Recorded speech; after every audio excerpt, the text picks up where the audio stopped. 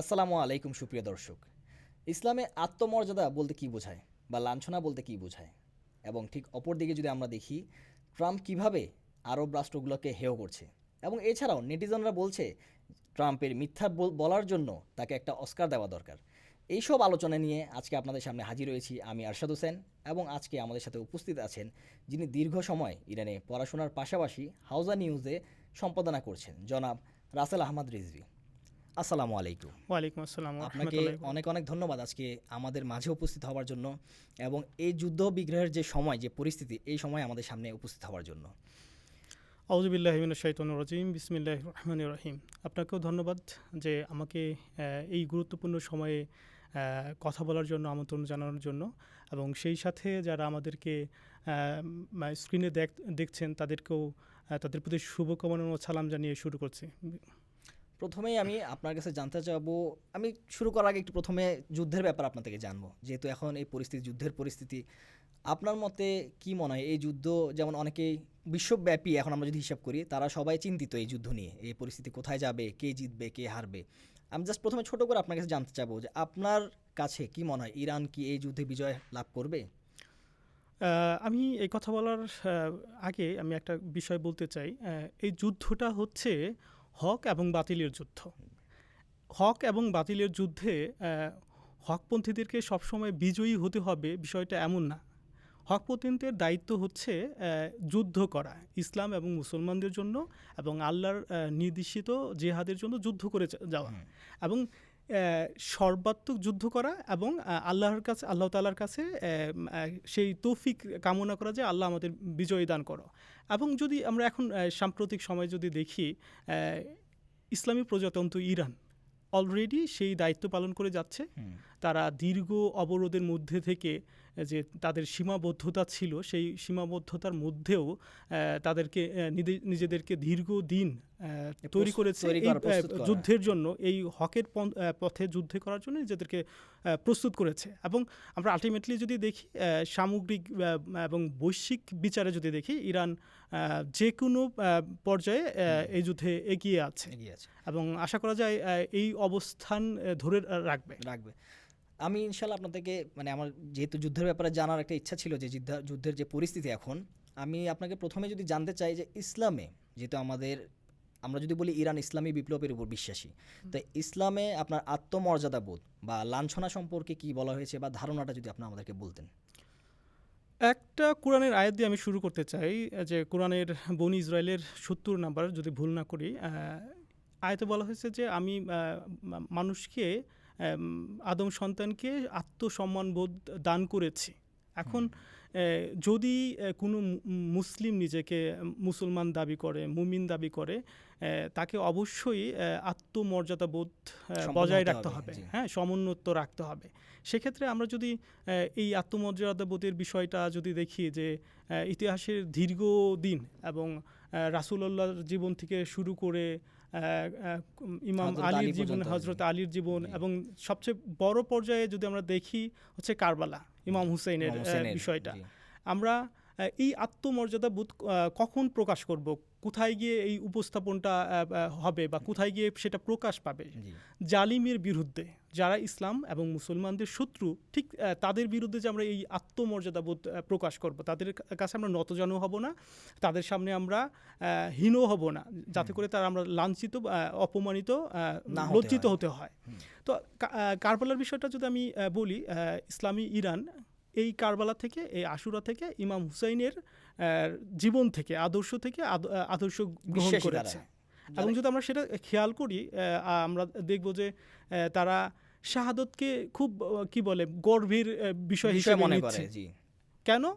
যে আমরা কি বলে ইমাম হুসাইনের ওই বিখ্যাত এবং অমর যে উক্তিটা, যে আমরা অপমানের জিন্দিগির চেয়ে মৃত্যুর সম্মানের মৃত্যু উত্তম।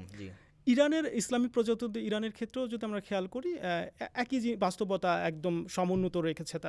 তারা কোনো বৈশ্বিক শক্তি বা যাদেরকে আমরা পরাশক্তি বলি, তাদের সামনে কখনোই মাথা নত করেনি এবং দীর্ঘ ৫০ বছরের কাছাকাছি সময় তারা এত অবরোধের পিষ্ট হয়েছে, তাদেরকে বৈশ্বিক কি বলে যে একটা জীবন ব্যবস্থা বা সামাজিক কাঠামো, সেই কাঠামো থেকে কিন্তু সম্পূর্ণ দূরে রাখা হয়েছে। তারপরে কিন্তু নিজের জায়গা থেকে, আত্মসম্মানবোধের জায়গা থেকে ইসলাম ও মুসলমানদের যে আত্মসম্মানবোধ এবং আল্লাহ সুবহানাহু ওয়া তাআলা যে সম্মান দিয়েছেন সেটা ধরে রেখেছে। এবং আমরা এই সময়ে যদি আমি আরও একটু ব্যাখ্যা করি যে এটা কোথা থেকে শুরু হলো, ইসলামী বিপ্লবের কথা আমি শুরুতেই বলবো। ইসলামী প্রজাতন্ত্র ইরান যখন সংগঠিত হয়, ইমাম খোমেনি রহমতুল্লাহ আলাই যখন প্যারিসে ছিলেন, ফ্রান্সে ছিলেন, ঠিক ওই সময় ইসলামী বিপ্লব কিন্তু শুধু ইসলামপন্থীরা করেন নাই, তার সাথে আমরা বলি সমাজতান্ত্রিক দলগুলো বা সেকুলারপন্থী বা জাতীয়তাবাদী দলগুলো একসাথেই রেজা শাহ পাহলাবিকে বিতাড়িত করেছে। তো আমি যে ঘটনাটা বলতে চাই, আত্মসম্মানবোধের এই জায়গাটা, উদাহরণটা স্ট্রাকচার যদি আমরা বলি যে বেসটা তৈরি হয়েছে সেই ইসলামিক বিপ্লব থেকে তারা শুরু। জি, তো ওই সময় যখন ডক্টর সানজাবি প্যারিসে যান ইমাম খোমেনির সাথে দেখা করতে, তিনি এই যে বিপ্লবের পরবর্তী বা বিপ্লবের কাঠামো কী হবে, রূপরেখা কী হবে, সেখানে দুইটা পয়েন্ট তিনি উল্লেখ করেন তার পক্ষ থেকে হচ্ছে ডেমোক্রেসি এবং আরেকটা হচ্ছে ইসলামপন্থীদের পক্ষ থেকে ইসলাম। ইমাম খোমেনি যখন এই রূপরেখার দুইটা পয়েন্ট দেখলেন, তিনি সেখানে আরেকটা পয়েন্ট অ্যাড করেন, ইস্তেকলাল হচ্ছে স্বাধীনতা। হ্যাঁ, এই স্বাধীনতার ব্যাখ্যা যদি আমি সংক্ষিপ্ত করে বলি, স্বাধীনতা হচ্ছে কোনো সাম্রাজ্যবাদ বা কোনো জালিম শক্তি যারা ইসলাম ও মুসলমানদের জন্য ক্ষতিকর, হ্যাঁ, বা শত্রু বলে বিবেচিত, তাদের সামনে কখনোই নতজানু না হওয়া বা মাথা নত না করা। তো এই যে ইস্তেকলাল মানে সাধারণভাবে যদি আপনি খেয়াল করেন, আপনার কাছে মনে হতে হবে যে স্বাধীনতা কি। এখন স্বাধীনতা যদি আপনি ব্যাখ্যা করতে চাই তাহলে বিস্তর আলোচনা হবে। একজনের নজরে কিন্তু স্বাধীনতা এক এক ধরনের। জি, আমি স্বাধীন জীবন যাপন করব। স্বাধীনতা আমি এভাবে যদি বলি যে আমি পরাধীন না, আমি নিজের সিদ্ধান্ত আমি নিজে নিতে পারি, আমি নিজের নীতিতে চলতে পারি। হ্যাঁ, আমাকে কেউ আমার নীতিতে বাধা দিবে না, মানে আমি বাধাগ্রস্ত হব না, আমি অন্য কারো কিছু নীতি আমার উপর চাপিয়ে দিতে পারবো, সেটা সাংস্কৃতিক বিষয় হোক, ধর্মীয় বিষয় হোক, রাজনৈতিক বিষয় হোক, হ্যাঁ, একটা জাতীয় বিষয় হোক, আমি কারো ধারবো না। তো ইসলামী প্রজাতন্ত্র ইরানের বিষয়টা হচ্ছে 50 বছর, আমরা 47 বছর হতে যাচ্ছে, এই সময় তারা সেই নতি স্বীকার করেন নাই।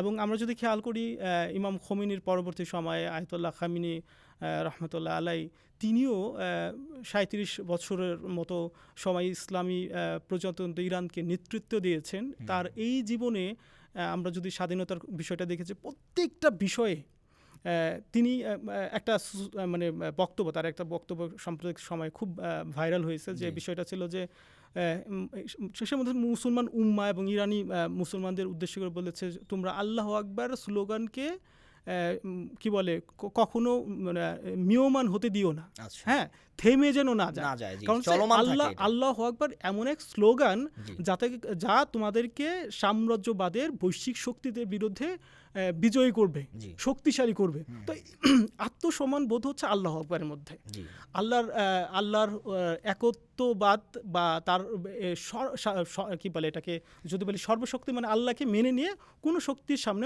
মাথা নত করা, এটা হচ্ছে স্বাধীনতা। আমরা যদি বলি এটাই হচ্ছে স্বাধীনতা, ইসলামী স্বাধীনতা, যেটা আয়াতুল্লাহ রুহুল্লাহ খোমেনির যে মানে কনসেপ্ট ছিল, যে স্বাধীনতা বলতে যেমন আমরা বাংলাদেশেও আমরা স্বাধীনতা অর্জন করেছি, আমরা দেখেছি। ওই স্বাধীনতার এই স্বাধীনতা, যে ইসলামী স্বাধীনতা, এই দুটোর মধ্যে কিন্তু তফাৎ, মানে বিশাল একটা তফাৎ রয়েছে। এবং উনি সেটাকে ক্লিয়ার করেও দিয়েছেন যে এই স্বাধীনতা মানে হচ্ছে শত্রুর সামনে জালিমের বিরুদ্ধে মাথা নত না করা, এটাই ছিল তার কনসেপ্ট। হ্যাঁ, আমি বাংলাদেশের প্রেক্ষাপটে যাতে চলে আসলো, আমি ক্লিয়ার করেছি যে সাম্রাজ্যবাদ প্লাস হচ্ছে কোনো মানে বিজাতীয় বা দ্বিজাতীয় কোনো কি বলে কারো সামনে আমরা মাথা নত করবো না, আমাদের নীতি থেকে আমি সরে আসবো না, বা কারো নীতিতে আমার নীতিকে প্রভাবিত করব না। তো আমাদের বাংলাদেশের ক্ষেত্রে যদি আমি এটা বলি, আমরা কি সেটা করতে পেরেছি? না, আমরা করতে পারি না। কারণ হচ্ছে আমাদের নানা কি বলে মানে সীমাবদ্ধতা রয়েছে, আমাদের নানা প্রয়োজন রয়েছে, রাজনৈতিক প্রেক্ষাপট আমাদের দেশে একটু বেশি, যদি আমি বলে থাকি যে বেশি বিস্তার করে মানুষের জনগণের উপরে, এবং এবং যে কোনো চিন্তাধারার উপরে?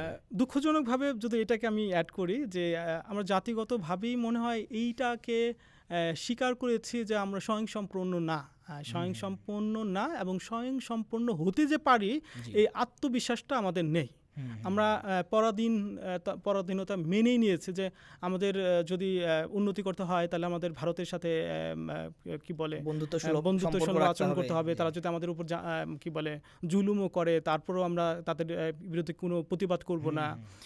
আমরা সাম্প্রতিক সময়ের যদি যুদ্ধকালীন সময়ের কথা উল্লেখ করি যে আমরা তেল কিনবো হচ্ছে রাশিয়ার কাছ থেকে, আমরা অনুমতি নিচ্ছে হচ্ছে আমেরিকার কাছ থেকে।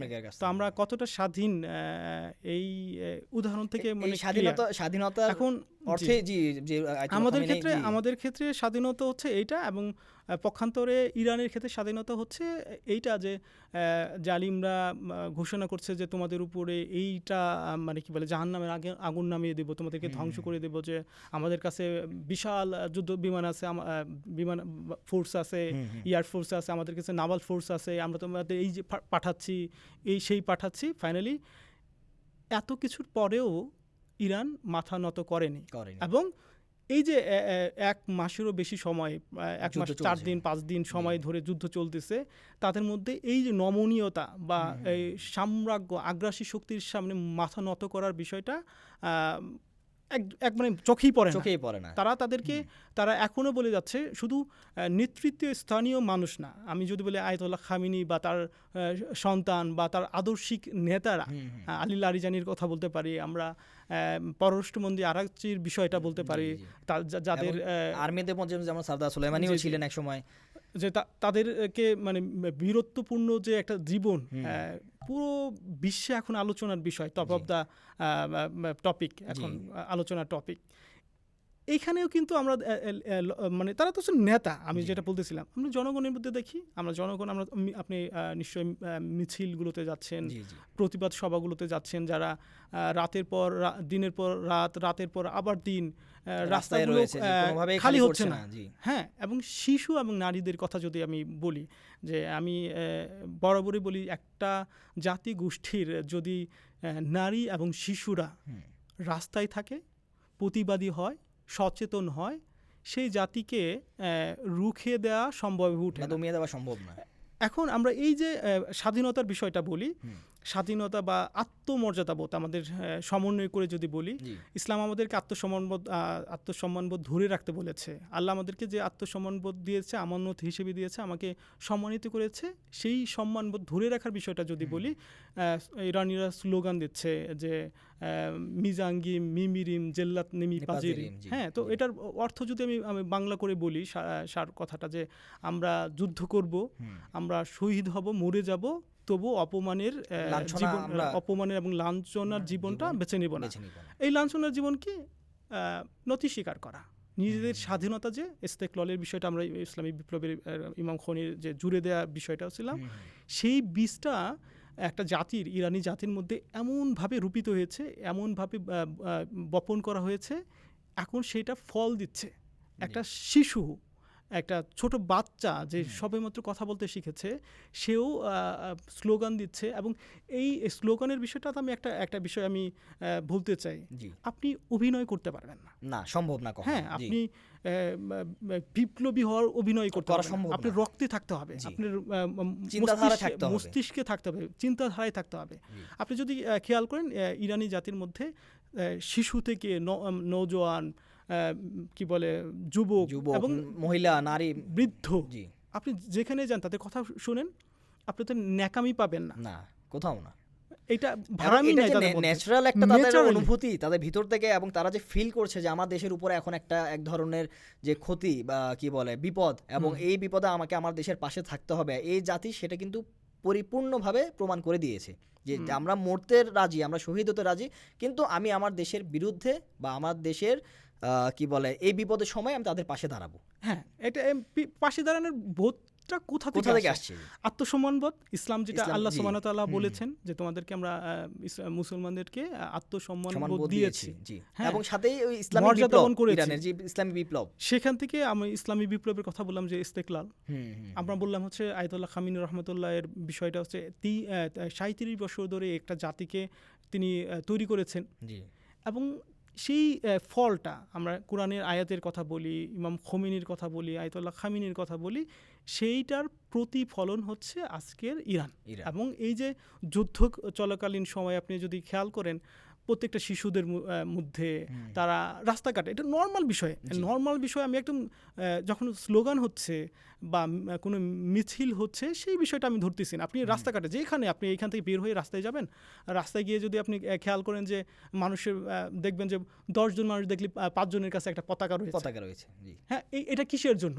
এটা হচ্ছে দেশের প্রতি ভালোবাসা, ইসলামের প্রতি ভালোবাসা এবং জালিমদের বিরুদ্ধে যে রুখে দাঁড়ানো, মাথা নত না করা। শুধু এমন না যে আমরা স্লোগানে যাচ্ছি অমুক সময় থেকে অমুক সময়ে কি মিছিল হবে, আমরা শোডাউন করব, ওই সময় আমরা মিছিল করব, ওই সময় আমরা মোমবাতি প্রজ্বলন করব। বা এই মিছিল কিন্তু আমরা মানে একজন হিসেবে আমরা বাংলাদেশেও দেখে এসেছি, কিন্তু যে মিছিল প্রথা এটা মোটামুটি সব দুনিয়াতে এটা হচ্ছে আয়োজন। জি, হ্যাঁ, কিন্তু এখানে কাউকে না দাওয়াত করা হচ্ছে সংস্কৃতি, জি, এবং আত্মসম্মান বোধ এবং নিজের ভিতরে ওই চেতনা তাদের, ওইটা হচ্ছে আমি যেটা বলি আয়োজন করা, যে অমুক সময় অমুক প্রান্তে অমুক ময়দানে আমরা একটা স্লোগান করব, একটা বিপ্লবে মিছিল করব, এটা সমাবেশ করব। ইরানের ক্ষেত্রে কিন্তু এটা না, যখন মন যাচ্ছে ঘর থেকে বের হচ্ছে। ইরান হচ্ছে পুরো জাতি, পুরো ময়দান, পুরো রাস্তাঘাট, পুরো পাড়া মহল্লা, হ্যাঁ, এবং গ্রামগুলো যদি খেয়াল করে সেখানেও মানুষ পতাকা নিয়ে ঘুরছে। কেন? এই যে অনুভূতি প্রকাশ, বা এই যে এইটা ইমানি দৃঢ়তা, চেতনা, হ্যাঁ, জাতীয় চেতনা, আপনি যাই বলেন, সাংস্কৃতিক আগ্রাসনের বিরুদ্ধে সবচেয়ে বড় আগ্রাসন, আমি এটা আমি আরেকবার উল্লেখ করতে চাই, শত্রুরা আমাদেরকে সাংস্কৃতিকভাবে কাবু করতে চায়, সাংস্কৃতিক যুদ্ধ যেটা বলে। সেইখানে ইরানি জাতি, মানে আমার কাছে মনে হয় যে পৃথিবীতে অন্য কোনো জাতি এতটা, আমি কোনো জাতিকে ছোট করছি না, খাটো করছি না, কিন্তু এতটা ভাবে বা এতটা সামগ্রিকভাবে সাংস্কৃতিক আগ্রাসনের বিরুদ্ধে দাঁড়িয়েছে কিনা এই মুহূর্তে আমার জানা নেই, এবং নজিরও নেই আসলে, বলতে গেলে নজিরও নেই। হ্যাঁ, তো এই মুহূর্তে মাথার উপরে ড্রোন উঠছে শত্রুদের, শব্দ করে উঠছে, বিকট শব্দ করে উঠছে, যুদ্ধ বিমানগুলো উড়ে যাচ্ছে, মানুষ স্লোগান দিচ্ছে আল্লাহু আকবার। ইমাম আয়াতুল্লাহ খামিনির যে স্লোগানটা শিখিয়ে দিয়েছিলেন, যে তুমি যদি সাম্রাজ্যবাদের বিরুদ্ধে কথা বলতে চাও, তুমি যদি সাম্রাজ্যবাদের প্রতিরোধ করতে চাও, আল্লাহু আকবার স্লোগানটা কখনো ভুলে যেও না। আল্লাহু আকবার স্লোগানটাকে তোমরা মানে বুলান্দ করো, মানে কি বল, উচ্চারিত করো। হ্যাঁ, এখন এই আল্লাহু আকবার স্লোগানটা হচ্ছে ইরানি জাতির শক্তি, এবং তাদের যে একটা জাতি হিসেবে যে ইমানদার জাতি, তারা সাংস্কৃতিকভাবে যে একটা উন্নত জাতি, তারা যে কি বলে সাম্রাজ্যবাদের বিরুদ্ধে, আগ্রাসনের বিরুদ্ধে, সেটা সামরিকভাবে হোক, সাংস্কৃতিকভাবে হোক এবং ঐতিহাসিকভাবেই হোক, হ্যাঁ, তারা দৃঢ়ভাবে দাঁড়িয়েছে। এবং যদি আমি একই সাথে আমরা মুসলমানদের কথা বলতেছি, আমরা উম্মার কথা বলবো, শুধু ইরানি জাতি তার উম্মা না, আমরা অন্য উম্মার অন্য অংশদের কথা যদি বলি, আরবদের কথা বলি, অবশ্যই একদিকে একটা জাতি এত অবরোধের মধ্যে, এত সীমাবদ্ধতার মধ্যে, শত্রুদের এত ষড়যন্ত্রের মধ্যে, যাদের অর্থনৈতিক অবস্থা অনেক খারাপ, একটা অর্থনৈতিক অবস্থা, যদিও তাদের সম্পদের অভাব নেই, আল্লাহ প্রচুর সম্পদ দিয়েছেন, কিন্তু সেই সম্পদ তারা স্বাধীনভাবে ব্যবহার করতে পারছে না।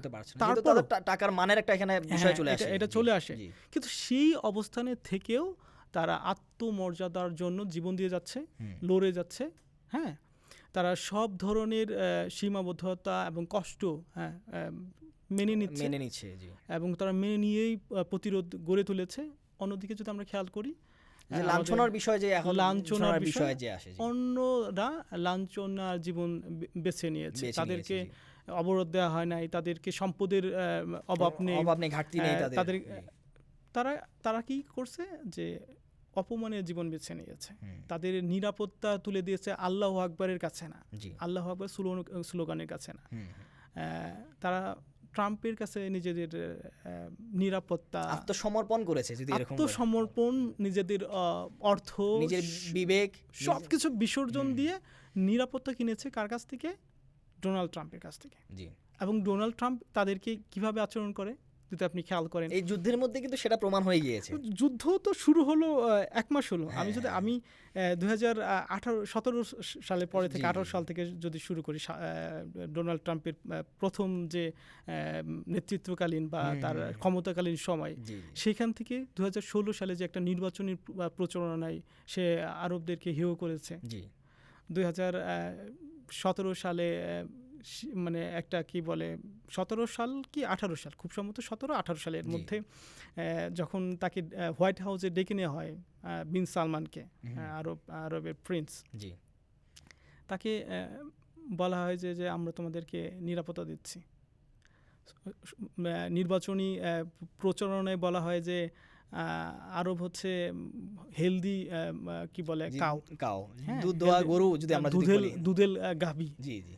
দুধেল গাই। হ্যাঁ, এই দুধেল গায়ের অর্থটা কতটা অপমান, মানে লাঞ্ছনা করা, কতটা জিল্লাতপূর্ণ আমি যদি ব্যাখ্যা করি। আমরা দুধেল গাই যত দুধই দিক, আমরা কি করি, দুধ শেষ হয়ে যাওয়ার পরে দুধের সাথে আমরা বিক্রি করে দেই, অথবা তাও বিক্রি করি কার কাছে, কসাইখানায়। জি, জি। হ্যাঁ, তার আর কোনো প্রয়োজন নেই।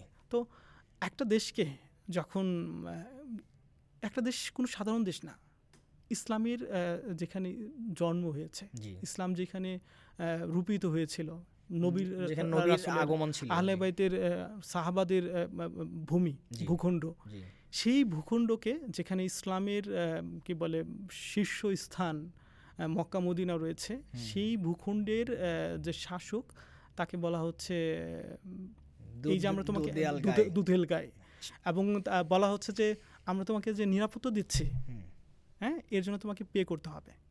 আচ্ছা, মানে এটা কোনো মানে আনঅফিসিয়াল বা গোপন বৈঠক না, মানে সংবাদ সম্মেলন করে সকলের সামনে বিশ্ববাসীকে জানিয়ে দেওয়া হয়েছে, বলতেছে যে তোমাকে এর জন্য পে করতে হবে, আমরা তোমাকে নিরাপত্তা দিব, সেটার আদলে আমাদেরকে পে করতে হবে, টাকা দিতে হবে, অর্থ দিতে হবে। আচ্ছা, আমি শেষ করি, আমি এই কথাটা শেষ করি, দুঃখিত, যে এইখানের বিষয়টা হচ্ছে আর একটা 2018 সালে মেবি আরেকটা সফরে যখন বিন সালমানকে করে, চাঁদাবাজ আছে না, চাঁদাবাজ টাইপের একটা কি বলে লিস্ট তুলে ধরে বলা হয় যে বিন সালমান, আমি তোমাকে ভালোবাসি, কিন্তু তোমাকে এই জন্য পে করতে হবে, এটা তোমার জন্য কিছু না, তোমার জন্য খুব সামান্য অর্থ, $ট্রিলিয়ন তোমার কাছে কিছু না। এই যে চাঁদাবাজি, প্রকাশ্যে চাঁদাবাজি, একজনের কাছে টাকা আছে, হ্যাঁ, কিন্তু জোরপূর্বক দিতে হবে। ভাষাটা দেখে যদি খেয়াল করে যে এইটা তোমার জন্য কিছু না, তোমাকে দিতেই হবে, তুমি না করতে পারবা না, এইটা হচ্ছে লাঞ্ছনা, কোনো অপশন নাই, এটা মানতে বাধ্য, তুমি বাধ্য, তোমার সেই আত্মসম্মান বা সেই স্বাধীনতা, যে ইস্তেকলাল, হ্যাঁ, তোমার সম্মান বোধ নাই, তুমি হচ্ছে পরাধীন, তোমাকে এর জন্য পেমেন্ট করতেই হবে, আমি যা চাই দিতে হবে। এবং সেই ধারাবাহিকতায় যদি আপনি খেয়াল করেন, দ্বিতীয়বার যখন সে নির্বাচিত হলো, সে সরাসরি প্রথম সফর হিসেবে, রাষ্ট্রীয় সফর হিসেবে কোথায় আসলো, আরব দেশে। 2 ঘন্টা থেকে 2.5 ঘন্টার একটা সফর, সৌদি আরব থেকে কাতার এবং আরব আমিরাত, 3 দেশে এসে সে $6 ট্রিলিয়ন, সংখ্যাটা $6 ট্রিলিয়ন, এবং লাঞ্ছনার এবং অপমানের, অসম্মানের, চূড়ান্ত অসম্মানের জায়গাটা হচ্ছে এইটা। আজ আপনি ব্যবসায়িক ইনভেস্টমেন্টের জন্য বা যে কোনো কারণে আপনি টাকা 6 ট্রিলিয়ন দিতে পারেন বা 12 ট্রিলিয়নও দিতে পারেন, আপনার আছে, আপনি টাকা দিতে পারেন, কিন্তু সে যখন সফর থেকে ফেরত যায়, তখন সে কি বলে যে আমি ইউক্রেন যুদ্ধে যে খরচ করেছি বা আমার যত খরচ হয়েছে সব আমি তুলে নিয়ে আসছি, কোথা থেকে, আরব দেশ, আমার 2 ঘন্টা। সে দেখেন তার বিদ্রোপ, মানে কি বিদ্রোপ করে বলতেছে যে আমি গেলাম 2 ঘন্টার সফরে, আমি 6 ট্রিলিয়ন আমি নিয়ে আসলাম, একটা ব্যবসা, তার একটা মানে কি, আমি এটা হচ্ছে আমার দোকান, বা এটা হচ্ছে আমাদের দাস। আমরা বিভিন্ন সময় তারা বছরের পর বছর তেল বিক্রি করে, গ্যাস বিক্রি করে এই অর্থ জমিয়েছিলাম আমার জন্য, আমি গিয়ে ব্যাগটা নিয়ে আসছি, চাঁদাটা নিয়ে আসছি, আমাদের ওই যে কি বলে এটাকে, রাজারা যেমন নেয়, খাজনা নেয়, তো সে তার নিজের অঞ্চল থেকে খাজনাটা তুলে নিয়ে আসলো। তো এইটা হচ্ছে অপমানের, এইটা হচ্ছে লজ্জার। এবং এইটা যদি আপনি অন্য আরব দেশের ক্ষেত্রেও বলি, মানে তাদের লজ্জার বিষয় যদি বলতে যাই, তাহলে এই পর্বগুলো মানে সময়ে কুলাবে না হ্যাঁ, অবশ্যই। আমরা যদি ইয়ের কথা বলি, রিসেন্ট আরবদের কথা বলি, মানে কুয়েতের কথা বলি, বা কাতারের কথা বলি, ওমানের কথা বলি, জর্দানের বিষয় বলি। কিছুদিন আগে জর্দানের বিষয় যে ফিলিস্তিনের ইস্যুতে আবদুল্লাহকে ডেকে নিল, হ্যাঁ, জর্দানের শাসক তাকে ডেকে নিয়ে বললো যে তোমাকে কি বলে এই পরিমাণ ফিলিস্তিনিকে নিতে হবে। যখন সে কি বলে আবদুল্লাহ বলে যে আমতা শুরু করলো যে আমি নিতে পারবো না, বা অস্বীকার করা, হ্যাঁ, তখন কিন্তু তাকে এমনভাবে থামিয়ে দেওয়া হচ্ছে যে তুমি বাধ্য। এবং ওই সময়ে ওই কথা তাকে থামিয়ে দেওয়া হয়েছে, এবং ট্রাম্প এমনভাবে তার সাথে আচরণ করেছে, সাথে সাথে সে বলছে যে ওকে ফাইন, আমি নিব।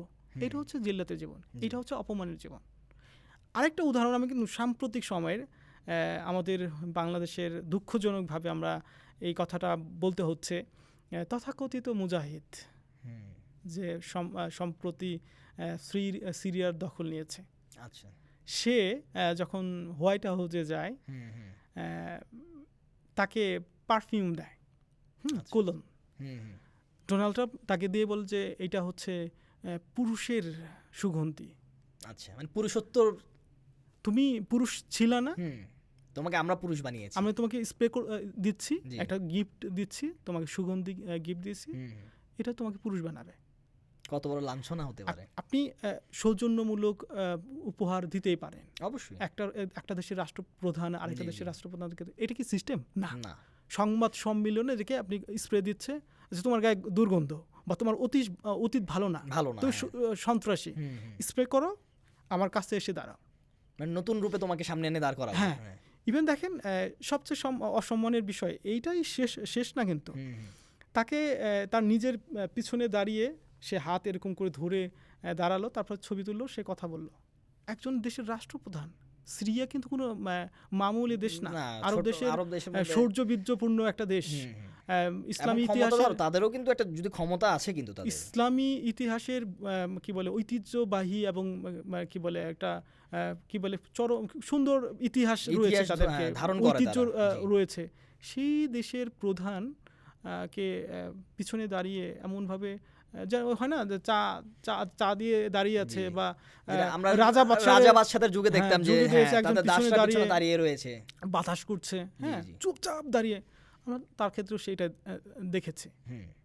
এবং যদি কুয়েতের কথা বলি, মানে তাদের বললাম না যে তাদের যদি জিল্লাতপূর্ণ অপমানের দাসত্বপূর্ণ জীবনের কথা বলি, তাহলে শেষ হবে না।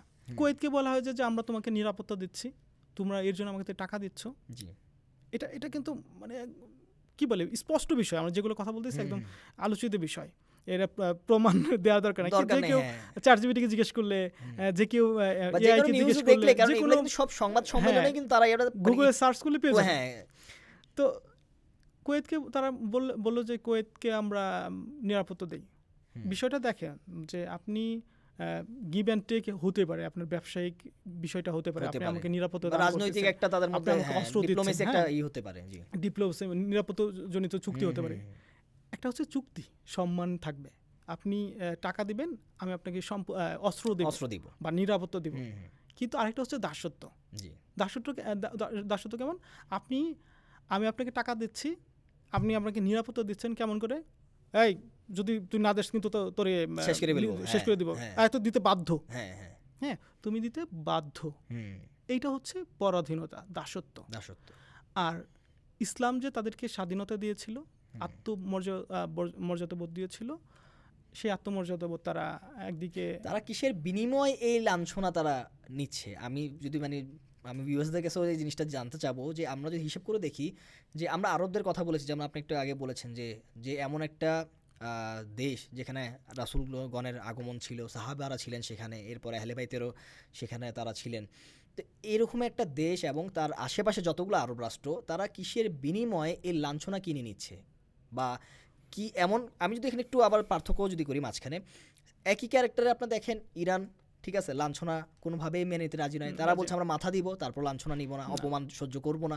অন্যদিকে যে আরব রাষ্ট্র, আচ্ছা এখানে আরেকটা জিনিস আমি অ্যাড করি, মজার ব্যাপার হচ্ছে বিশ্বব্যাপীতে এই যুদ্ধের আগে আমি যদি ভুল না বলি, যেমন 12 দিনের যুদ্ধ থেকে তো একটু মানুষ ধারণা পেয়েছিল ইরান সম্পর্কে, কিন্তু এখন তো কনসেপ্ট ক্লিয়ার পুরোপুরি যে ইরানকে সারা জীবন বিশ্বব্যাপী অনেক দেশের মানুষ, ইভেন আমাদের বাংলাদেশেও আমি যদি বলি, মানুষ তুচ্ছ তাচ্ছিল্য করেছে যে ইরানের ক্ষমতা নেই, ইরান এমন, ইরান তেমন, ইভেন এখনো। হ্যাঁ, তো এই বলে যাচ্ছে, ঠিক আছে, সেটা ইরান কিন্তু এই যুদ্ধে প্রমাণ করে দিয়েছে অলরেডি।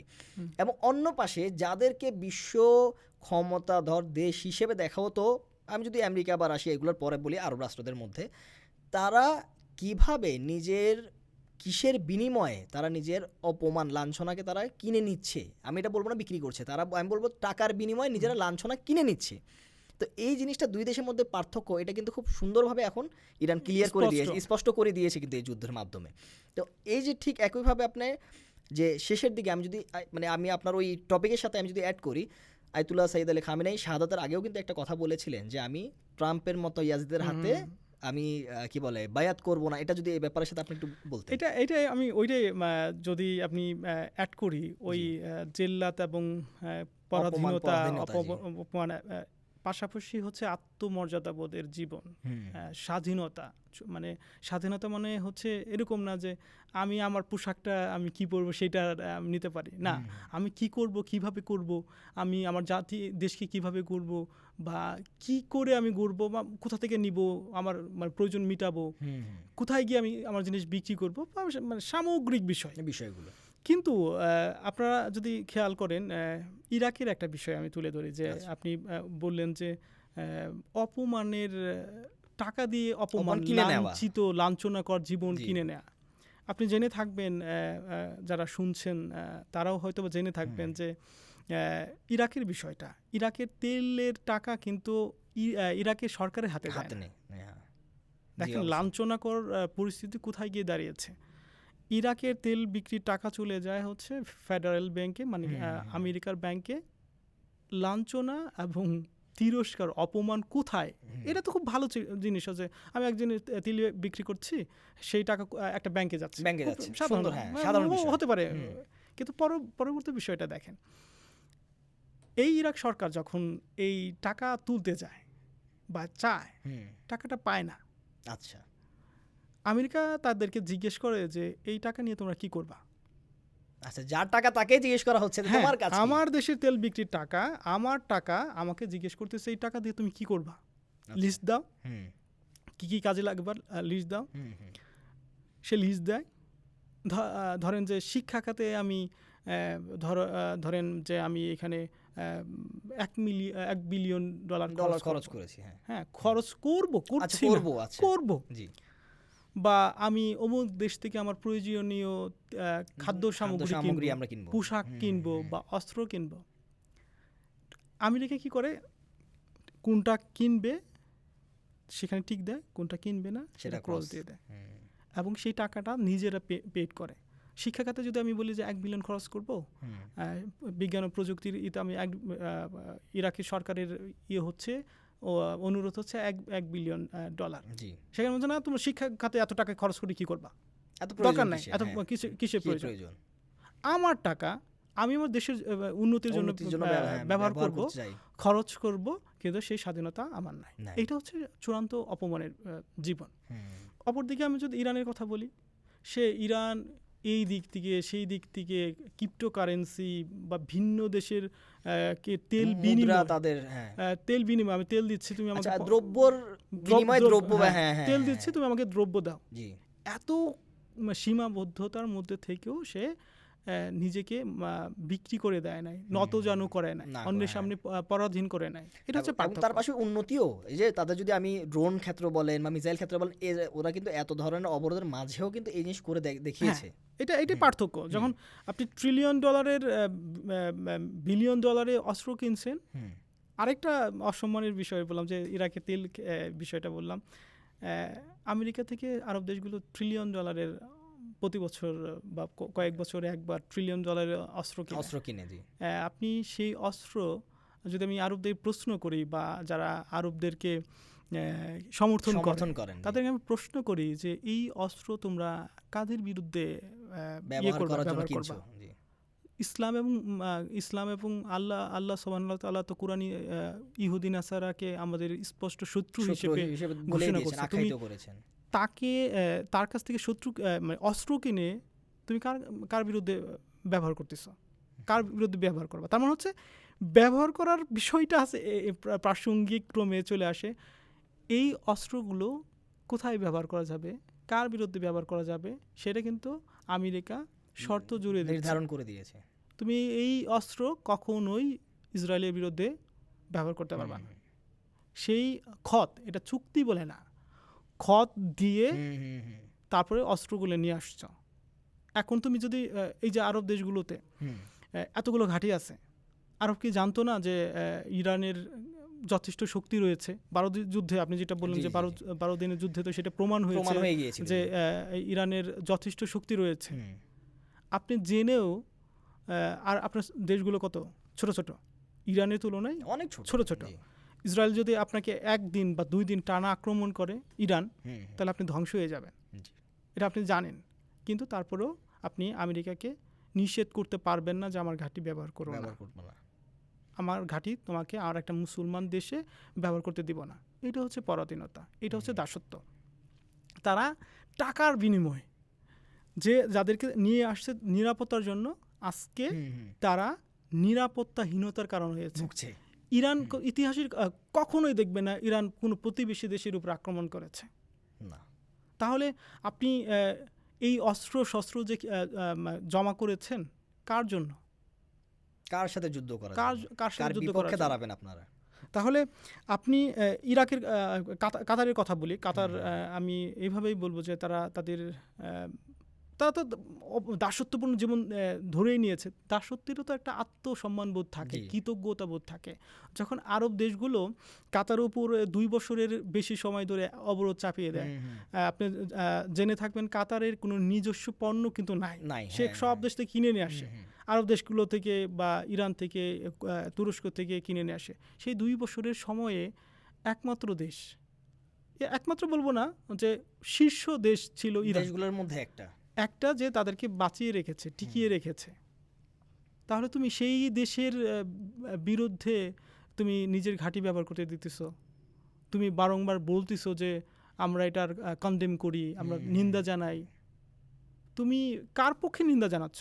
তুমি কি একবারও কাতারকে বলি বা আরব দেশগুলোকে বলি, তুমি কি একবারও ইসরায়েল আমেরিকা যে আগ্রাসন চালালো, একটা দেশের শীর্ষ নেতাকে হত্যা করলো, একটা স্কুলের 180 জন কোমলমতি শিশু কন্যাকে হত্যা করলো, তুমি কন্ডেম করছো? তুমি নিন্দা জানিয়েছো? তোমার দাসত্ব, তোমার হীনতা, নিচুতা এত মানে সর্বনিম্ন পর্যায়ে পৌঁছেছে যে তুমি একটা মুসলমান দেশে শত্রুর হামলাকে তুমি নিন্দা জানাতে পারো না। এটা হচ্ছে কি বলে দাসত্বের জীবন, অপমানের জীবন, জিল্লাতের জীবন। পাশাপাশি এই যুদ্ধের সময় দেখেন আত্মমর্যাদা বোধ কোথায়, ইসলামের দায়িত্ব বোধ কোথায়, ইসলাম কি শিখিয়েছে। এই যে যুদ্ধ চলতেছে, এই যুদ্ধের মধ্যে আপনি সবাই জেনে থাকবেন, দেখে থাকবেন যে ইসরায়েলি দখলদার ইসরায়েলে একটা আইন পাশ করেছে কি, যারা ফিলিস্তিনিদের তাদেরকে ধরেছে তাদেরকে ফাঁসি দিয়ে দিবে। কোনো বিচার ছাড়াই তারা ফাঁসি দিয়ে দিবে। কোনো আরব দেশ কি এটার প্রতিবাদ জানিয়েছে? কোনো মুসলিম দেশ না। যে দেশটা ইসরায়েল আমেরিকার আগ্রাসনের মধ্যে রয়েছে, দিন রাত মাথার উপরে কি বলে ড্রোন উঠছে, যুদ্ধ বিমান উঠছে, এখানে সেখানে তাদের কি বলে কাঠামোগুলোতে স্কুল হামলা হচ্ছে, সেইখান থেকেও তারা নিজেদের আত্মসম্মানবোধ, নিজেদের নৈতিকতার জায়গা, দায়িত্ববোধের জায়গা থেকে সরে আসে। তারা প্রথম দেশ হিসেবে এই আইনের বিরোধিতা করেছে এবং শক্ত হাতে বলেছে, ফিলিস্তিনের পক্ষে বলেছে, কি বার্তা দিয়েছে, স্পষ্ট বার্তা যে তোমরা একা নও। যদি ইসরায়েল এই কি বলে আইন বাস্তবায়ন করে, তাহলে আমাদের হাতে যে আমেরিকান তারপর হচ্ছে ইসরায়েলি বন্দী রয়েছে, আমরা তাদেরকে একই কাজ করবো তাদের সাথে, তার মানে ফাঁসি দিব। এইটা হচ্ছে আত্মসম্মান বোধ, এইটা হচ্ছে মেরুদণ্ড। আপনি মেরুদণ্ড না থাকলে আপনি যতই উন্নতির শিখরে পৌঁছান, পৌঁছে যত যান, কোনো লাভ হবে অট্টালা না। থেকে আকাশ ছোঁয়া অট্টালা থেকে, সেই অট্টালিকা আপনাকে এতটুকু কোনো সম্মান দেবে না। কারণ হচ্ছে আপনার মাথা শত্রুদের সাম্রাজ্যদের পায়ের জুতোর নিচে। হ্যাঁ হ্যাঁ আপনি জবাবও দিতে পারবেন না যে একটা মুসলিম দেশের জনগণকে তারা অন্যায়ভাবে ধরে নিয়ে গেছে এবং কোনো কি বলে বিচারিক কার্যক্রম ছাড়াই তাদেরকে ফাঁসি দেওয়া হবে, ফাঁসি দেওয়া এমন হবে। আইন পাশ করার পরে আপনি প্রতিবাদ করতে পারবেন না। এটা হচ্ছে জিল্লতের জীবন, এটা হচ্ছে লাঞ্ছনার জীবন। ঠিক একই আমার এই কথা থেকে একটা আপনার শহীদ আয়তুল্লাহ সাইদ আলী খামেনির একটা কথা মনে পড়েছে। উনি একবার বলেছিলেন এই কথাটাই, যে তোমরা শত্রুর কাছে মাথা নত করো না, কারণ তুমি যখন মাথা নত করবে তারা কিন্তু মাথাগুলোকে কেটে ফেলবে। হ্যাঁ, স্বাভাবিক। এটা কিন্তু দেখেন ওনার চিন্তাধারা কত দূরদর্শী ছিলেন তিনি, যে ওনার কথাগুলো এখন হারে হারে বিশ্বব্যাপী বিশ্বের প্রত্যেকটা মানুষ কিন্তু টের পাচ্ছে যে আমরা শত্রুদের কাছে মাথা নত। ঠিক আপনি দেখেন এই যে আরবদের আমরা যে এতক্ষণ কথাগুলো বললাম, আরবরা কিন্তু মানে আমি বললাম না, তারা কিসের বিনিময়ে তারা নিজেদের লাঞ্ছনা কিনে নিয়েছে। এবং আমি যদি এখানে আপনার যেমন একটু আগে যে কথাগুলো বললেন, আমি আমার মতে আর কি, আমি আমার দৃষ্টি থেকে যদি আমি বলি, আমি দুইটা কারণ দেখি আরবরা কেন, যে আপনি যে অস্ত্রের ব্যাপারটা বললেন যে তারা অস্ত্রগুলো কিনেছে কোথায় ব্যবহার করবে বা কার বিপক্ষে ব্যবহার করবে। আমরা যদি আপনি নর্মালভাবে দেখি, আমাদের সমীকরণ মিলে কি তারা ইরানের বিপক্ষে ব্যবহার করবে, যেহেতু ওরা ইরানকে নিজের শত্রু মনে করে। ঠিক একইভাবে আমি অপর পক্ষে যদি আমি দেখি, কিছুদিন আগে আমি মনে হয় আপনার আরাকচি, যে আপনার উনি মনে হয় উনি একটা কথা বলেছিলেন যে আমরা আরবরা, মানে ইভেন এটা কিন্তু উনি কোট করেছে এখানে সৌদি আরবকে দিয়ে বলেছিলেন যে সৌদি আরব হচ্ছে আমাদের ব্রাদারহুড একটা দেশ, কান্ট্রি, ঠিক আছে, ভাতৃত্বপূর্ণ কান্ট্রি, ভাই, হ্যাঁ ভাই, আমাদের ভাই, আমরা তাদের সাথে কোনো শত্রুতামি বা শত্রুতা করব না। ওই জায়গাতে তিনি কি বলছে, আমরা শুধু আমেরিকান যে ঘাঁটিগুলো, আমরা তাদের সাথে আমাদের একটাই শর্ত, তোমরা এখানে ঘাঁটিগুলোকে স্থান দিও না, জায়গা দিও না, যাতে পশ্চিমা রাষ্ট্র তাদের যে সাম্রাজ্য সেই ঘাঁটি ব্যবহার আমাদেরকে হামলা করতে না পারে। কোনো মুসলমান এছাড়া তোমাদের সাথে আমাদের কোনো সমস্যা নেই। হ্যাঁ, এটা গেল ইরানের পক্ষ থেকে।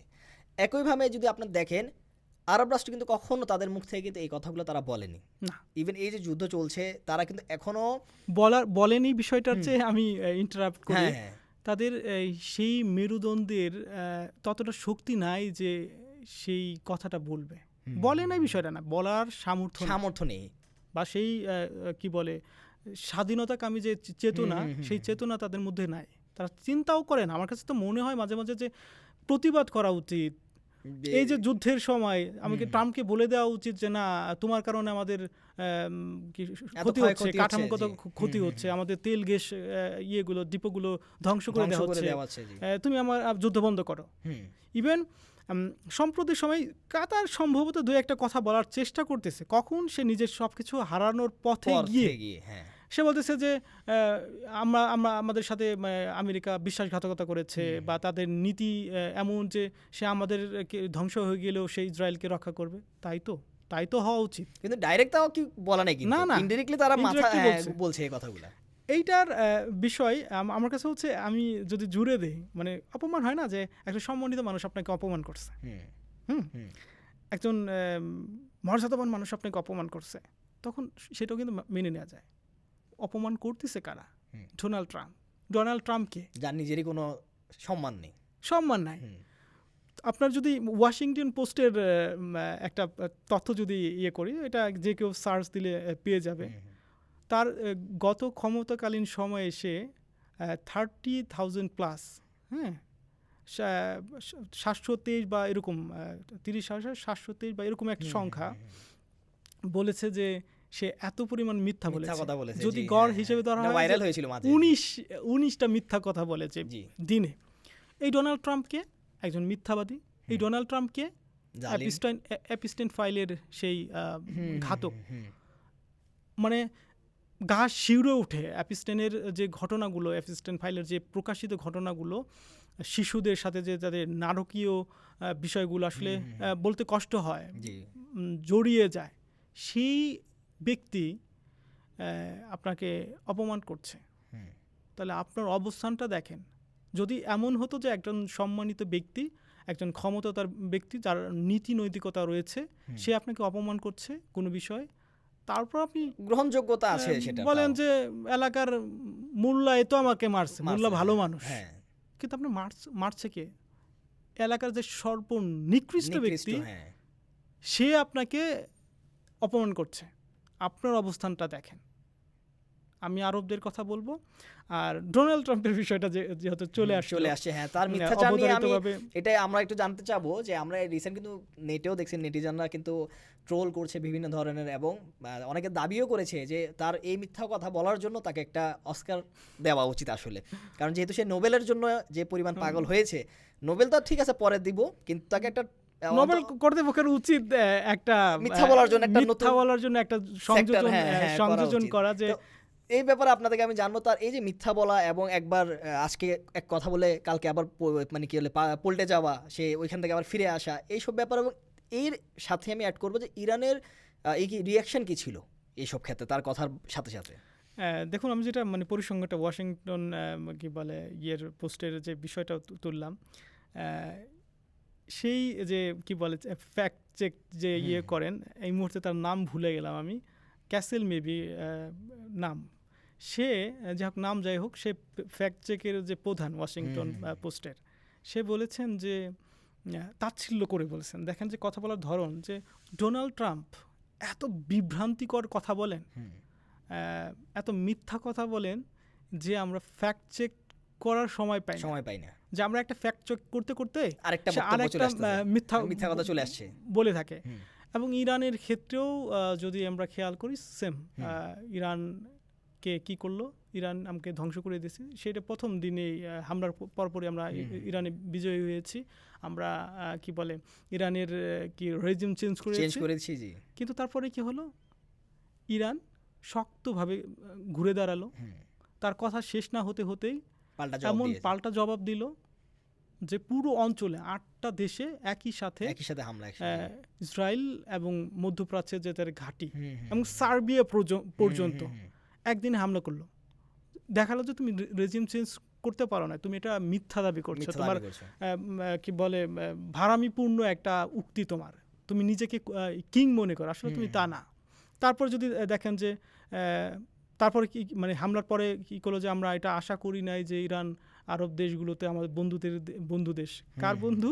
ডোনাল্ড ট্রাম্পের বন্ধু, যে আরব দেশগুলো হচ্ছে ডোনাল্ড ট্রাম্পের বন্ধু। এর চেয়ে আসলে লজ্জাজনক আর কিছু হয় না। যাই হোক, আমি তার মিথ্যার বিষয়গুলো বলি। এই টার্মে, এই যুদ্ধকালীন সময় সে প্রত্যেক দিন একটা করে কথা বলছেন। ইভেন একবার সবশেষ যদি বিষয় বলি, যে কারাজে যে কি বলে একটা ব্রিজ, একটা নিরীহ ব্রিজ, আপনার আমি এটা এভাবে বলবো যে একটা সাম্রাজ্যবাদী শক্তির, একটা পরাশক্তি, একটা বিশ্ব শক্তির অবস্থা ইরানে এসে কোন পর্যায়ে গেলে সে একটা ব্রিজ ধ্বংস করে গর্বের সাথে পোস্ট করে যে আমরা একটা প্রস্তুর যুগে পাঠিয়ে দেব, হ্যাঁ, তাকে পাথরের যুগে পাঠিয়ে দেব, সেই আদিম যুগে পাঠিয়ে দিব। এইটা হচ্ছে তার পরিস্থিতি। সে নিজেও হয়তো বা বুঝতে পারে না তার মানসিকভাবে সে বিকৃত কিনা বা অসুস্থ কিনা, হ্যাঁ, সে নিজেও জানে না। আমি শুধু তার দোষ দেই না, তাকে যারা নির্বাচন করেছে, তাদের যারা সহযোগিতা করছে, সমর্থন করে, এটা যদি আমি অসুস্থ জাতি, আর এই এদের জন্মের কথা যদি আমি বলে থাকি, তাদের আমেরিকা সৃষ্টি হয়েছিল মধ্য কি বলে আফ্রিকান দেশগুলোতে বা ইউরোপ দেশগুলোতে, যারা অপরাধী ছিল, সেই অপরাধীদের আবাসন ছিল এই ভূমি। এই সেই কি বলে অপরাধীদের, যাদেরকে কি বলে সভ্যতার মধ্যে রাখা যায় না, সমাজের মধ্যে রাখা যায় না, সংশোধন করা যায় না, তাদেরকে ওই দ্বীপে দিয়েছিল বা ওই অঞ্চলগুলোতে দিয়েছিল। তারা তারপর আস্তে আস্তে ওইখানকার যে কি বলে ওইখানকার বসতি যারা ছিল বা ওই অঞ্চলের মানুষ ছিল যে রেড ইন্ডিয়ান, তাদেরকে হত্যা করে আস্তে আস্তে এই মানে অসভ্য বলে যে সভ্য আমেরিকা, বর্বর তাদের ইতিহাস, তাদের জীবনযাপন। এবং এখন এই যে আমরা দাবি করি যে আধুনিক যুগ, সভ্যতার যুগ, এই যুগেও যদি কার্যক্রম দেখেন, প্রত্যেকটাই যত মানে গণহত্যা বলেন, যত কি বলে ফিলিস্তিন বলেন, আফগানিস্তান বলেন, ইয়েমেন বলেন, ইরান বলেন, হ্যাঁ, সিরিয়া বলেন, তারপর হচ্ছে ওই আপনার কি বলে ইউরোপ কান্ট্রিগুলোতে যদি বলি, বসনিয়াতে যদি বলি, যে এই যে মানে গণহত্যা, মানুষকে হত্যা করা, সে শিয়া সুন্নি না, খ্রিস্টান না, মানুষকে হত্যা করার যে হত্যা একটা করা, বিষয় তাদের সাথে ওতপ্রোতভাবে জড়িত, জড়িত, এই অবশ্যই। মিথ্যাবাদীদের সাথে জড়িত। এবং এমন এক পর্যায়ে আমি আশা করব যে এমন এক পর্যায়ে এই মিথ্যাবাদীদের অবস্থান চলে আসছে ধারাবাহিকতায়, তাদের মিথ্যা এখন মানুষের হাস্যরস যোগায়। জি, ডোনাল্ড ট্রাম্প যদি আপনি খেয়াল করেন, শুধু বাংলাদেশে, আমি বাংলাদেশেরদেরকে অতটা সচেতন মনে করি না, মানে সবাইকে না, সিংহভাগ মানুষ সচেতন না, সচেতন না, জি। রাজনৈতিকভাবে জি, ভূ জি। রাজনৈতিকভাবে সচেতন না, বা জিওপলিটিক্স নিয়ে খুব তেমন একটা অতটা ধারণা মাথা সকলের, হ্যাঁ। ঘামায় না। জি, সাধারণ খেটে খাওয়া জাতি বলি বা আরামপ্রিয় জাতি বলি, জি। এত ঘাটাঘাটি করে না, সেই জাতিও যদি হিসাব করেন, ডোনাল্ড ট্রাম্প একটা কথা বলে কমেন্টগুলো দেখেন, মানে মানুষ তাকে ট্রোল করছে ট্রোল বিভিন্নভাবে, করতেছে। জি, হ্যাঁ। তো ডোনাল্ড ট্রাম্পের অবস্থান এমন পর্যায়ে চলে গেছে, যেটা আমি কারাজের কথা বলতেছিলাম, জি, যে জি, জি। কারাজ এবং সিরাজের দুইটা ঘাঁটির মিসাইল ঘাঁটির কথাই বলি, যে বলে যে হামলা করার পরে এই নিয়ে গত পরশু মনে যে দাবি করছে, যে এটা মানে চতুর্থবার দাবি, আমি যদি ভুল না করি তৃতীয়বার অথবা চতুর্থবার দাবি করছে, যে আমরা এই কারাজের এবং সিরাজের যে মিসাইল ঘাঁটি এটা আমরা ধ্বংস করে দিয়েছি। জি। তারপর হচ্ছে ইস্পাহানের মিসাইল ঘাঁটি আমরা ধ্বংস করে দিয়েছি, যেটা বাংকার ব্লাস্টার অস্ত্র দিয়ে। দেখা যাচ্ছে 1 ঘন্টা পরেই ইরান আবার সেইখান সেখান থেকে ইরান আবার হামলা, ইরান এটা দেখাচ্ছে যে তুমি মিথ্যাবাদী, জি। বা তোমার সেই সক্ষমতা নাই যে আমাদের সক্ষমতাকে ধ্বংস করবা, আমার মিসাইল ঘাঁটিগুলোকে ধ্বংস করবা।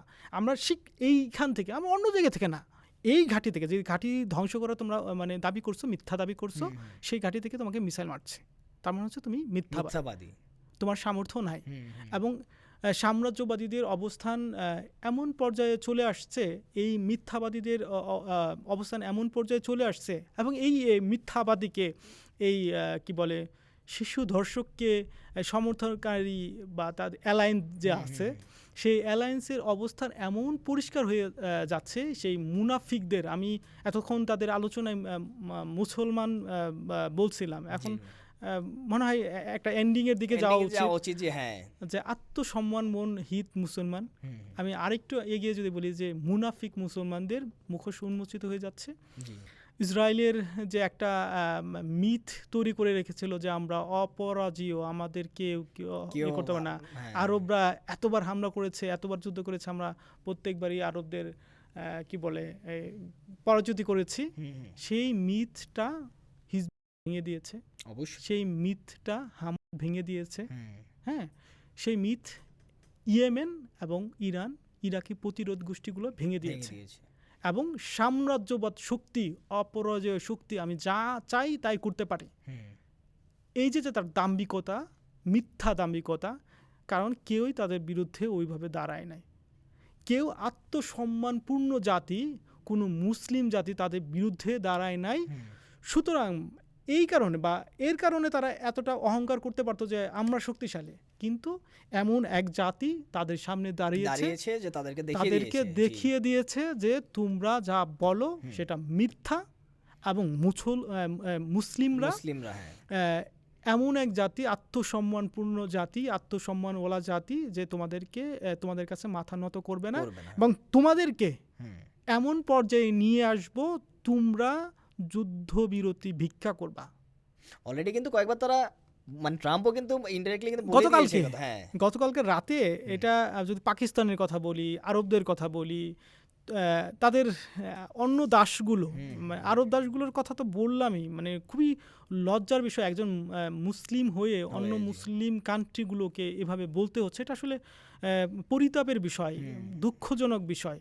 কিন্তু আরব দেশগুলো নাই, আমাদের পাকিস্তানের কথা যদি বলি, নতজানু যে পররাষ্ট্রনীতি তাদের, যারা আমেরিকার সেবা দাস, তুরস্কের কথা বলি, দুঃখজনক, এত শক্তি সামর্থ্য নিয়েও তারা ইসরায়েলের সেবা করে যাচ্ছে, ফিলিস্তিনের পক্ষে কথা বলতেছে, পক্ষান্তরে ইসরায়েলকে তারা সর্বাত্মক সহযোগিতা করে যাচ্ছে আজারবাইজানের মাধ্যমে। আজারবাইজান তো মানে যুদ্ধের শুরুর দিকে আমার যতটুকু খেয়াল আছে, তারা এমনও হুমকি দিয়েছিল যে আমরা আমাদের বর্ডার ক্রস করার জন্য, যে যদি স্থলযুদ্ধ হয় আমরা আমাদের ব্যবহার করতে দিব। যাক, ওদিকে যেটা প্রকাশ্য না, সেটা আমরা পরবর্তী কখনো আলোচনা করব। প্রকাশ্য এই যে জিল্লাত, এইটা যে অপমানের জীবন আমাদের মুসলিম দেশগুলোর, সেখান থেকে আশা করছি আল্লাহ ইরানের উপর যে রহমত বর্ষণ করেছে, যে স্বাধীনতা আত্মসমর্পণ এই জাতিকে দিয়েছে, এই বিপ্লব, এই আত্মমর্যাদাবোধ মুসলিম দেশগুলোতেও ছড়িয়ে যাবে। এই শাসক গোষ্ঠীকে আরবের মুসলমানরা সবাই খারাপ না, না, হ্যাঁ, যেখানে কি বলে মুহাম্মদ রয়েছেন, যেখানে আলী রয়েছেন, সেখানে আবু জাহেলও রয়েছে অবশ্যই। তো আমি আশা করব যুগের মুহাম্মদ, যুগের আলী, হাসান হুসাইন, সালমান ফার্সিরা জেগে উঠবে এই জাহেলদেরকে, এই আবু সুফিয়ানদেরকে, আবু জাহেলদেরকে ক্ষমতা থেকে সরিয়ে দিবেন এবং মুসলমানদের যে শৌর্য বীর্যপূর্ণ যে জীবন, যে একটা জাতির সত্তা, সেটা আবারও প্রকাশ হবে। এবং একই সাথে আমি বলবো যে জালিম শক্তি, গণহত্যাকারী, ফিলিস্তিনে যে যারা গণহত্যা চালাচ্ছে, সেই শক্তি, অপশক্তি খুব শীঘ্রই ধ্বংস হয়ে যাবে। এবং সেই ধ্বংসটা হবে ইরান, ইসলামী প্রজাতন্ত্র ইরান, তার অ্যালাই যারা আছেন, যারা প্রতিরোধ গোষ্ঠী আছে, যারা জীবন দিয়ে, যারা কাফনের কাপড় পরে তাদের সাথে লড়ছে, সেই ইমাম হুসাইনের মানে আদর্শ যে আমরা জীবন দিয়ে দিব, আমরা সপরিবারে নিহত হয়ে যাব, কিন্তু আমরা জালিমের সামনে মাথা নত করব না ইনশাআল্লাহ। রাসূলুল্লাহ সাল্লাল্লাহু আলাইহি ওয়াসাল্লামের, ইমাম আলী আলাইহিস সালামের এবং ইমাম হুসেন আলাইহিস সালামের যে আদর্শ, ইসলামের যে আদর্শ, আমরা ইরান হয়ে, তারপর হচ্ছে প্রতিরোধ গোষ্ঠী হয়ে সমগ্র বিশ্বে ছড়িয়ে দেব এবং জালিম শক্তি আশা করব। আমি যদি আমরা শেষের দিকে চলে এসেছি, একটা মানে ছোট একটা প্রশ্ন আপনার কাছে, আমার ব্যক্তিগত, আমি আপনার থেকে জানতে চাবো এই ব্যাপারে, যে আপনার ধারণা কী বা আপনার মতামত কী ব্যাপারে। যেহেতু আমরা পুরো আলোচনাটা আমাদের ছিল আরবদেরকে নিয়ে এবং ট্রাম্পের যে মিথ্যাচার নিয়ে ছিল, তার মধ্যে আমরা আরবদের যে কথাগুলো বলেছি, যে তারা যেটা লজিক্যালি সবাই দেখে, সবার সামনে যেটা চোখে আসে, যে কেন আরবরা আজকে দাসত্ব স্বীকার করছে আমেরিকার কাছে বা ডোনাল্ড ট্রাম্পের কাছে। তো এটা আমরা সবার আগে জানতে পারি যে কি আপনার নিরাপত্তাজনিত কারণে তারা নিরাপত্তা চাচ্ছে, তার বিনিময়ে তারা এখানে টাকা দিচ্ছে। এই একই জিনিসটা কি, সমীকরণটা কি কখনো এমন হওয়া সম্ভব ছিল যে আরব রাষ্ট্ররা ইরানের সাথে থাকতো, ইরান তাদেরকে সিকিউরিটি দিত, এবং আজকে সব দেশ, আরব রাষ্ট্র এবং ইরান মিলে এই পশ্চিমা সাম্রাজ্যের বিরুদ্ধে লড়াই করতো? এই সমীকরণটা যদি আমি এই কথার বলার আগে আমি আরেকটা কথা বলি, নিরাপত্তা দানকারী তো স্বয়ং আল্লাহ। অবশ্যই আপনি যখন সেই সর্বশক্তি সাথে নিজের ইমানি দৃঢ়তা কানেকশন করবেন, তখন আপনি আল্লাহ তো আপনাকে নিরাপত্তা দান করবেন। আপনি যে উদ্যোগ নেবেন নিরাপত্তার জন্য, সেইটাকে সেখানে আল্লাহ রহমত দিবেন, সেই তৌফিক দান করবেন। যদি আপনার ওই কানেকশনটাই যদি ভুল হয়, আপনি যদি আল্লাহকে বাদ দিয়ে ট্রাম্পকে নিজের নিরাপত্তা দানকারী হিসেবে মনে করেন, তাহলে তো শুরুতেই গলত। আপনি যা কিছুই করেন, $1 ট্রিলিয়ন নিরাপত্তা সামগ্রী কিনেন, সেই নিরাপত্তা আপনাকে সামগ্রী আপনাকে নিরাপত্তা দিবে না, বরং ধ্বংসের কারণ হবে, যেটা আমরা চোখে দেখছি এখন। যেটা বললেন যদি হতে পারতো কিনা, কি সম্ভব কিনা এই জিনিসটা, মুমিনদের দেখেন, আপনি যদি খেয়াল করেন, ইয়েমেনি মুমিন ইরানের সাথে একটা সম্পর্ক তৈরি হয়েছে এবং মুমিনদের পক্ষে লড়ছে। লেবানন মুমিনরা ইরানের সাথে কানেক্ট হয়েছে, তারা লড়ছে। যদি শিয়া সুন্নির বিষয়টাও যদি আনি, এরা শিয়া, হ্যাঁ, হামাস তো সুন্নি, ইসলামিক জিহাদ তো সুন্নি, হ্যাঁ, তারাও ইসলামী প্রজাতন্ত্র ইরানের সাথে কানেক্টেড, এবং তারা অসংখ্যবার এই যুদ্ধ চলাকালীন সময়ে, যদি আবু উবায়দার কথা বলি, সে ইরানকে নাম ধরে যুদ্ধবিরতি যে হলো, সেই যুদ্ধবিরতির পর আবু উবায়দার নাম একটা দেশের নাম নিয়েছে, আর সার্বজনীনভাবে ইয়েমেনের নাম নিয়েছে, নাম নিয়েছে, কি বলে, হিজবুল্লাহর নাম নিয়েছে, হ্যাঁ। তো এই যে একটা দেশের নাম নিয়েছে, ইরানের নাম নিয়েছে, হ্যাঁ, সম্ভব, যদি আপনি মুমিন হন, আপনি আপনার ইমানি কানেকশন, ইমানি দৃঢ়তা যদি আল্লাহর উপরে থাকে, তাহলে আপনি শিয়া সুন্নির যে ঠুনকো একটা সাইনবোর্ড। সাইনবোর্ড জি, বা হ্যাঁ। ঠুনকো একটা বিভেদ, হুম, হুম। সেই বিভেদ আপনাকে আটকাতে পারবে না। শত্রুদের বিরুদ্ধে যখন আপনি সংগ্রাম করছেন, কোরআনে ঘোষিত ইসলাম এবং মুসলমানের শত্রুদের বিরুদ্ধে যখন আপনি সংগ্রাম করছেন, হুম। জেহাদে লিপ্ত রয়েছেন, তখন আপনি শিয়া সুন্নি এই ঠুনকো মতামত আপনাকে আটকাতে পারবেন না। তখন ইরানের মতো, হিজবুল্লাহর মতো, হামাসের মতো, ইসলামিক জেহাদের মতো আপনাকে এমনভাবে ঘনীভূত করবে, এমন মুষ্টিবদ্ধ আঙুলে পরিণত করবে যা শত্রুর শত্রুর মুখে যাতে আঘাত করে, আঘাত হ্যাঁ। করবে। হুম, হুম। তো যদি সম্ভব হয়, আরবরা যদি, আমি যেটা বললাম যে আরব ভূমির সেই সালমানরা জেগে উঠুক, সেই আলী হাসান হুসেন জেগে উঠুক, হুম। এবং তারা সেখানকে যে শাসক গোষ্ঠী রয়েছে, আবু জাহাল, আবু সুফিয়ানরা রয়েছে, হুম, হুম। ইয়াজিদ এর উত্তরসূরিরা যে ক্ষমতায় রয়েছে, ক্ষমতায় রয়েছে, জি। তাদেরকে বিতাড়িত পরাজিত করে, হ্যাঁ। বিতাড়িত করে, হুম। যদি তারা নিজেরাই সেই ক্ষমতার আসনে বসে এবং ইরানের সাথে সমন্বয় করে, ইনশাল্লাহ সেটাও সম্ভব। এবং সেটা হলে মধ্যপ্রাচ্যে আর কোনো মার্কিন ঘাঁটি থাকবে না। মধ্যপ্রাচ্যের যে ক্যান্সার, যে সকল অশান্তির কারণ, জি। যে গাজার মানুষের কি বলে, হত্যাকারী গণহত্যাকারী, শিশুদের হত্যাকারী, নারীদের হত্যাকারী, একটা পুরো গাজাকে যারা একটা কি মানে লাশের স্তূপে পরিণত করেছে, ধ্বংস স্তূপে পরিণত করেছে, তারাও ইনশাআল্লাহ এই ভূমি থেকে বিতাড়িত হবে এবং ইসলাম এবং মুসলমানদের চূড়ান্ত আত্মমর্যাদা ফিরে পাবে, তারা স্বাধীন হবে এবং একমাত্র আল্লাহর কাছে নতি স্বীকার করবে, কোনো পরাশক্তির কাছে মাথা নত করবে না। অনেক অনেক ধন্যবাদ আপনি আজকে আমাদের মাঝে উপস্থিত হওয়ার জন্য, এবং এর সাথে আপনি যেসব কি বলে টপিকে আমাদের সাথে আলোচনা করেছেন এবং যেসব দিক আপনি আমাদেরকে দেখিয়েছেন বা যে মতামত আপনি দিয়েছেন, এগুলো আসলেই জানার মতন, বোঝার মতন, এবং আমি আশা করব যাতে আমাদের ভিউয়ার্স যারা শুনছে তারাও যেন এসব বুঝতে পারে। সুপ্রিয় দর্শক, এতক্ষণ আপনারা শুনছিলেন কিভাবে ডোনাল্ড ট্রাম্প আরব রাষ্ট্রগুলোকে লাঞ্ছিত করেছে এবং তার বিপরীতে ইরান জাতি কিভাবে বীরত্বের সাথে দাঁড়িয়ে রয়েছে, এবং তার সাথে সাথে ট্রাম্প কিভাবে তার মিথ্যাচারের মাধ্যমে বিশ্বকে বোকা বানাচ্ছে। এরকম আরও অনেক টপিক নিয়ে আপনাদের সামনে আমরা আগামীতে উপস্থিত হব। আজকে এখানেই বিদায় নিচ্ছি। আসসালামু আলাইকুম ওয়া রাহমাতুল্লাহি ওয়া বারাকাতুহু।